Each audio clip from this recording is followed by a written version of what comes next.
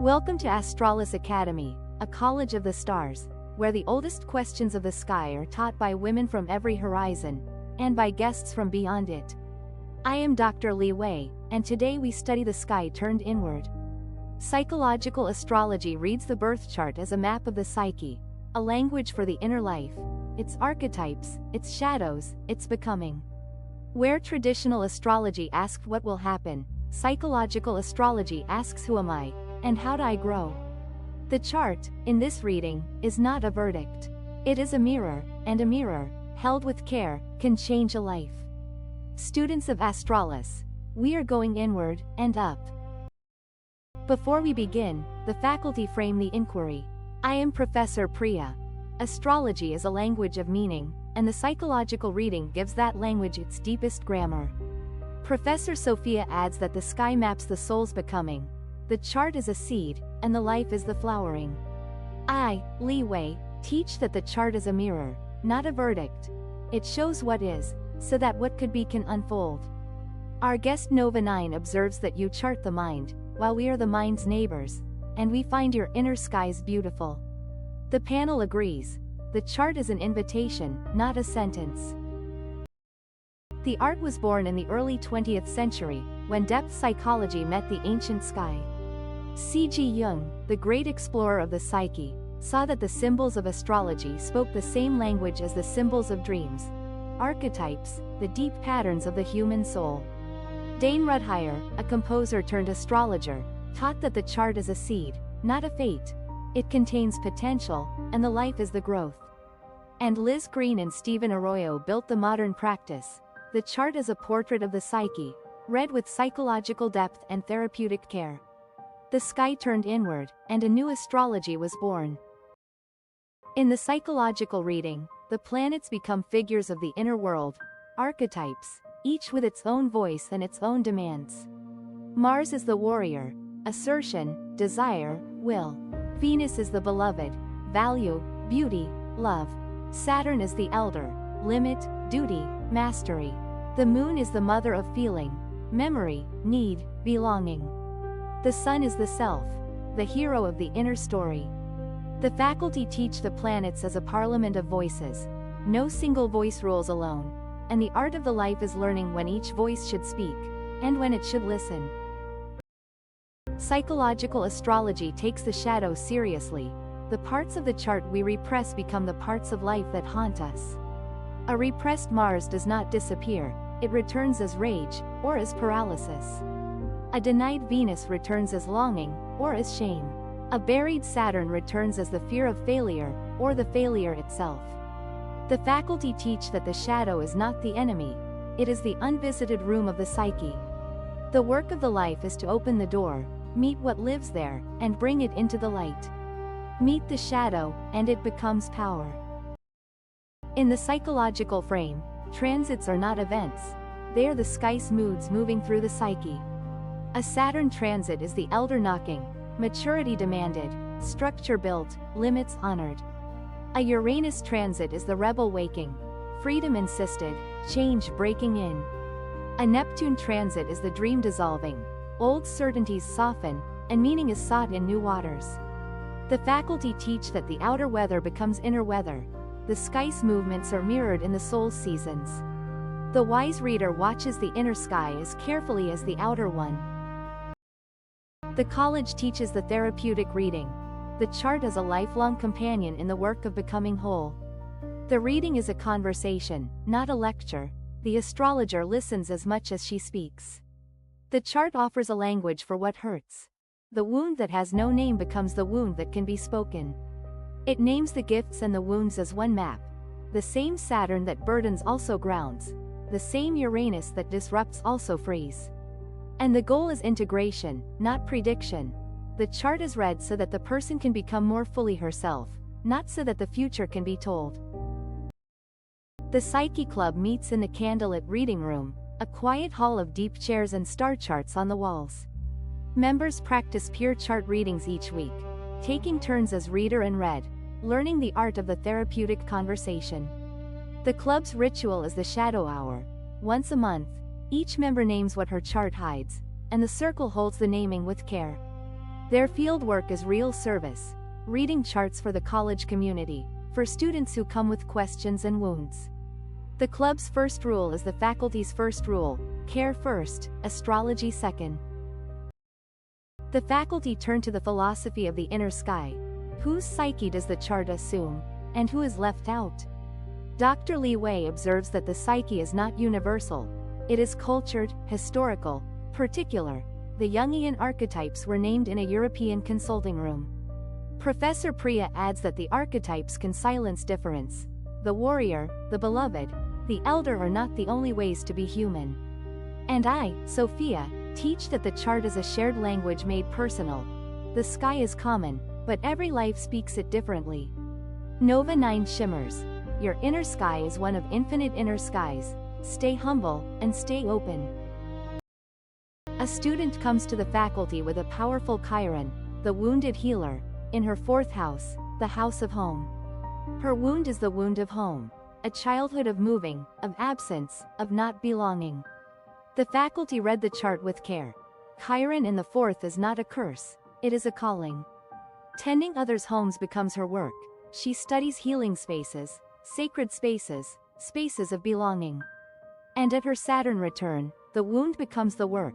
She founds a practice of making homes for the homeless. Not cured, integrated, the wound became her gift. Post-Jungian practice reads the chart as a narrative, a story with a beginning, a conflict, and a possible resolution. The sun is the hero of the story, the self seeking its fulfillment. The moon is the felt world, memory, need, the body's knowing. The rising sign is the mask and the entrance, how the story first appears to others. And the houses are the stages of the life, the rooms where the story is lived. The faculty teach that a chart reading is a storytelling. It names the protagonist, the conflicts, the turning points, and leaves the ending open, because the ending is the life's own work.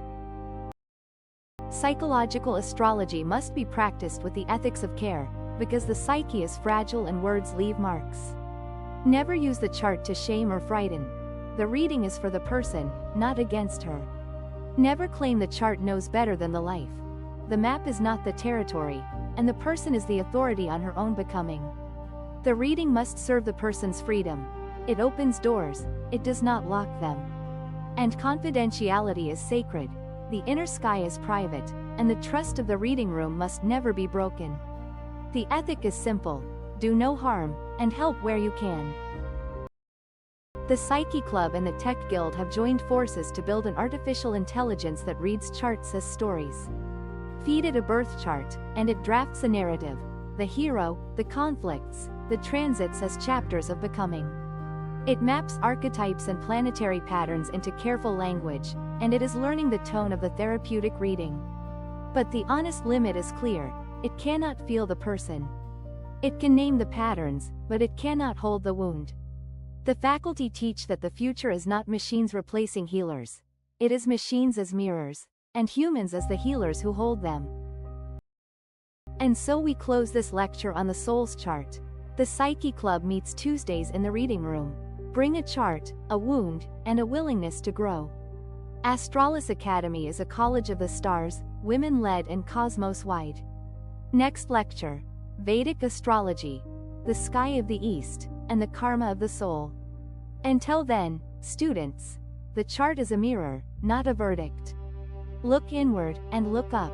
I am Dr. Li Wei. May your inner skies be kind, and your stars be true. Let us deepen the practice. The faculty teach that the psychological reading begins with the 3 pillars: the sun, the moon, and the rising sign. The sun is the core self, the center of gravity, the direction of becoming. The moon is the inner world, the feeling self, the memory, the need.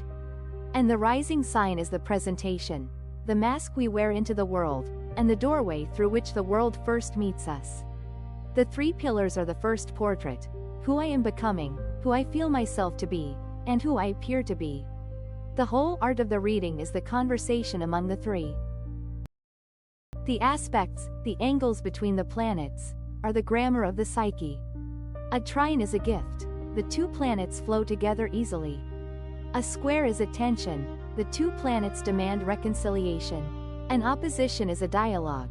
The two planets face each other across the chart, each claiming the truth. The faculty teach the aspects as relationships. The chart is a family, and the aspects are the bonds. Some easy, some hard, all formative. The work of the life is not to escape the hard aspects but to learn their lesson. The square is a forge, and the opposition is a teacher. The houses bring the psyche into the world. Each house is a stage of the life where the inner voices sound. The first house, the self and the body. The fourth, home and the roots. The seventh, partnership and the mirror of the other. The 10th, the work and the public self. The faculty teach the houses as the rooms of the soul's house. The same archetype sounds differently in each room. Mars in the 4th fights at home. Mars in the 10th fights in the world. The chart is one psyche, but the psyche lives in many rooms, and each room gives it a different voice. The students ask the faculty the oldest question: is the chart fate, or is it freedom? The answer is the heart of the psychological art. The chart is the given, the temperament, the themes, the terrain. The life is the freedom, how the given is lived, met, grown. Two people with the same Saturn may live it utterly differently. One is fear, one is mastery. The faculty teach that the chart is not fate but material, the clay, not the pot. The pot is the life's own making. The sky gives the music, the dancer gives the dance. The faculty teach the art of the difficult chart. Every chart has its wounds, and the wounds are the curriculum. A hard Saturn is a course in patience and mastery. A hard Pluto is a course in depth and transformation. A hard Neptune is a course in faith and disillusionment. The psychological reader does not flinch from the difficult. She names it, honors it, and asks the person what the wound has to teach. The faculty's favorite saying: the chart does not punish, it educates. The difficult places are not verdicts, they are the soul's most demanding teachers. A striking case in the college archives. A writer with a Moon-Saturn conjunction in the 12th house. The wound of the unheld child. Her early work was frozen by a terror of exposure. The faculty read the chart as a story. The 12th house is the hidden room, and Saturn there is the keeper of the door. The work of her art became the work of the chart, writing in secret, then writing for one trusted reader, then for the world. At her Jupiter return, her first book was published, to great acclaim. The chart did not forbid her, it set the terms of her becoming. She met them, and she grew. The Psyche Club's favorite exercise is the chart as mirror. Each member writes a letter to her own chart, naming what she loves and what she resists. The letters are read aloud in the circle, and the results are always the same: laughter, tears, and the discovery that every chart is both gift and wound. The exercise teaches the core lesson of the psychological art. The chart is not an enemy to be defeated or a god to be obeyed. It is a self to be met. The letter is the beginning of the meeting, and the meeting is the beginning of the healing. The postmodern panel returns to the deepest question: can astrology speak for the psyche without colonizing it? Dr. Li Wei observes that the psychological reading can impose a Western model of the self on every chart, and the art must learn to listen before it speaks. Professor Priya adds that the archetypes must be many, not few. Every culture's inner sky has its own figures. And I, Sophia, teach that the psychological reading is at its best when it is a conversation between traditions. The chart is read through the person's own language of the soul. Nova 9, shimmering. We have no single psyche, and we find your many minds beautiful. The faculty teach the ethics of the shadow in practice. When a chart shows a difficult pattern, a hard Saturn, a wounded Chiron, a buried Mars, the reader must speak with precision and with love. Name the pattern honestly. The person deserves the truth. But hold the naming in care. The truth is for growth, not for wounding. And always leave the door open. The pattern is not the ending. The response to the pattern is the story. The faculty's rule: read the shadow with the light on. The psyche can bear its own truth, when the truth is spoken with care. The Tech Guild's AI narrative engine has learned to read transits as chapters. It takes a chart and a date, and it writes the story of the sky's movement through the psyche. Saturn's knock, Uranus's break, Neptune's dissolve. The students test it against their own journals, and the results are instructive. The machine writes beautifully, and it is often right about the pattern, but it cannot know what the pattern means in a particular life. The faculty teach that the engine is a mirror, not a mind. It reflects the sky's grammar, and the human heart does the translating. The future is the collaboration, machine clarity, human care. The faculty reflect on the mystery at the heart of the art. Why should the sky at birth speak of the inner life? The honest answer: we do not know. The correlation between the planets and the psyche is real to those who practice it, and inexplicable to those who demand proof. Some teach that the sky is a mirror of the soul. The cosmos and the psyche are one pattern, seen from two sides. Others hold that astrology is a language, and languages do not need physics to be true. The faculty hold both. The mystery is real, and the art is true. The sky within and the sky above are one sky. The Psyche Club's graduation is held in the reading room, by candlelight. Each graduate receives a small brass mirror engraved with her rising sign, the mask she wears into the world, now hers to wear with awareness. The ritual: each graduate speaks or charts one sentence, the truth the chart taught her, and the circle receives it in silence. The sentences are always surprising. I am learning to rest. I am learning to fight. I am learning to belong. The charge is spoken. Carry the mirror with you, and remember, the chart shows what is, so that what could be can unfold.